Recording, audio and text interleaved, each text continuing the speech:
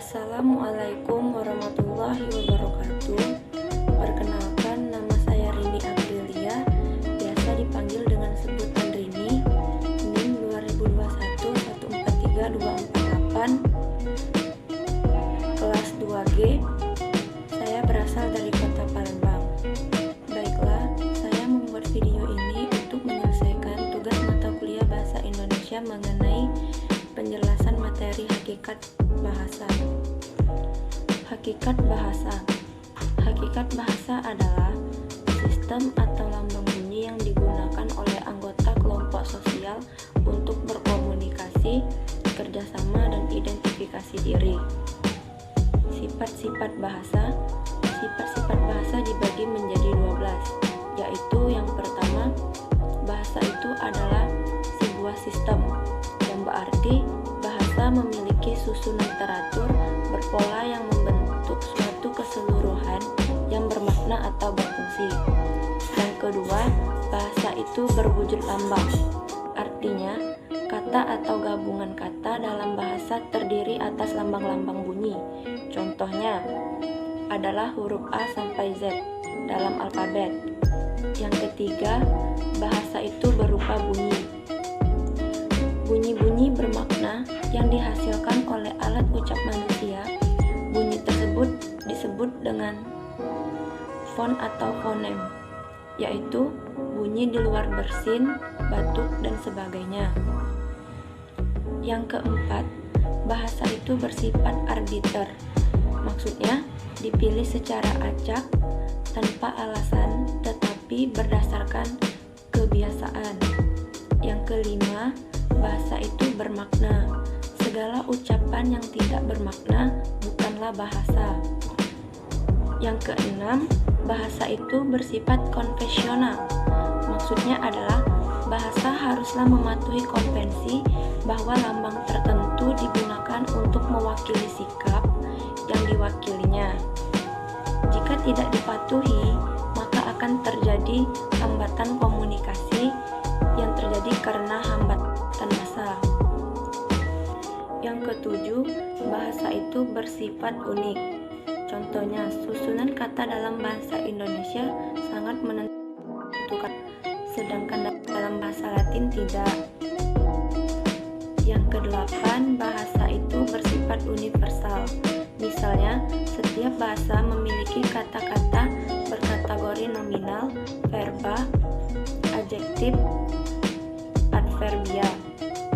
Setiap bahasa juga memiliki unsur konsonan dan vokal. Yang kesembilan, bahasa itu bersifat produktif. Artinya, bahasa banyak menghasilkan unsur-unsur yang tidak terbiasa jumlahnya. Yang kesembilan, bahasa itu bersifat produktif.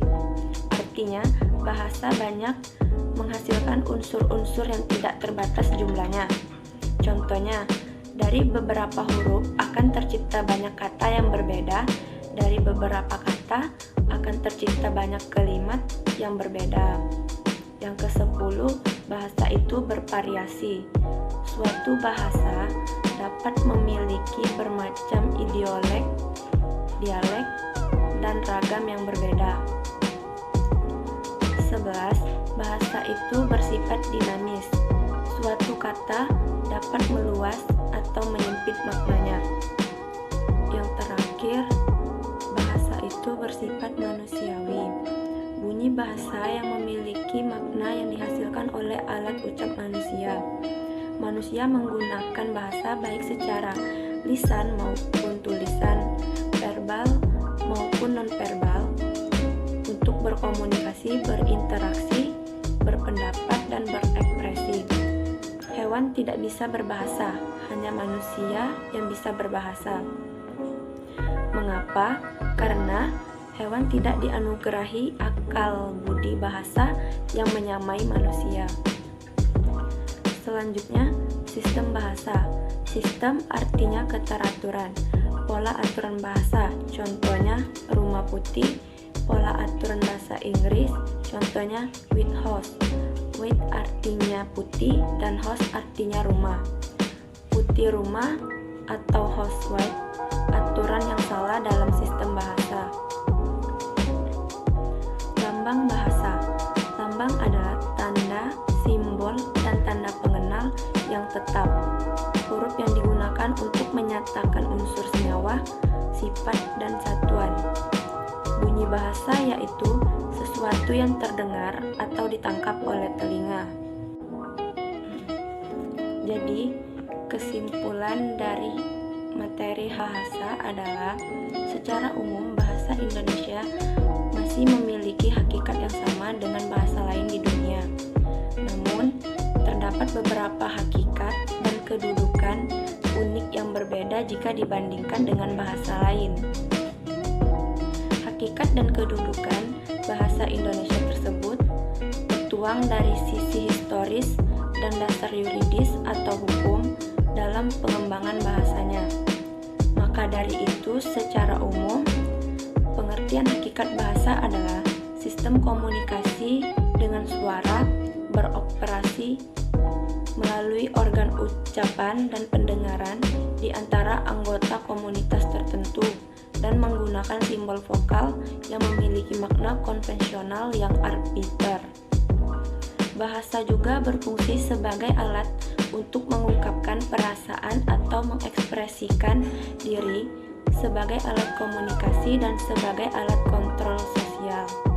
Cukup sekian video dari saya mengenai penjelasan hakikat bahasa beserta kesimpulannya. Saya akhiri, wabillahi taufiq walhidayah. Wassalamualaikum